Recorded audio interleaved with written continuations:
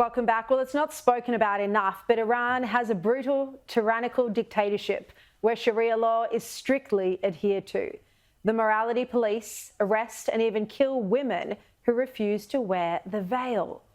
There were protests led by women across Iran when 16-year-old Masha Jinnah Amani died while in police custody.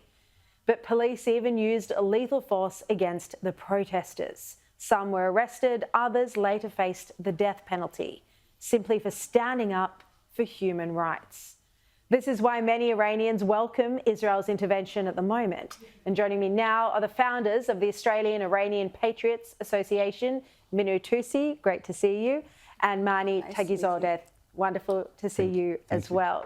Now, I want to start with, what life is like at the moment, Minu, and whether you think, from the family and friends that you have in Iran, how they're receiving Israel's war on the military and nuclear and military leadership at the moment. Are Iranians welcoming this move? I would say yes, because the majority of people are actually suffering from this suppressed regime for 47 years. And this time is a time when Israel actually attacking Iran was actually caused by the Islamic Republic regime of Iran. So, of course, people in Iran love Jewish people in Israel, and we actually saddened that this war, unwanted war, happened by the Islamic Republic regime of Iran. This is not actually war between the people of Iran and Israel. This is war that caused and made by the Islamic Republic regime. So people in Iran at the moment, I would say they accepted this war because that's maybe the only hope they can get rid of this brutal regime. So of course there should be a fear behind that, but what I'm seeing during these days, people actually chanted at night, and they try to come in the street and demonstrate against this regime. So you're saying that at night they're chanting and demonstrating against this regime at the moment? Yes. And that's obviously taking a big risk in doing so, because they could be severely punished for that. Yes. Mani, let's bring you in now. What do you hope will be the outcome of Israel's war here?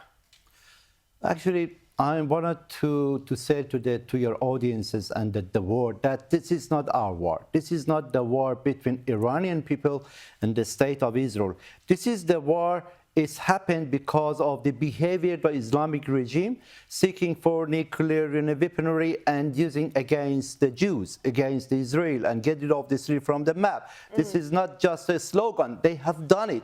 They have supported Hamas in 2 years ago in 7 October massacre by the Hamas terrorists.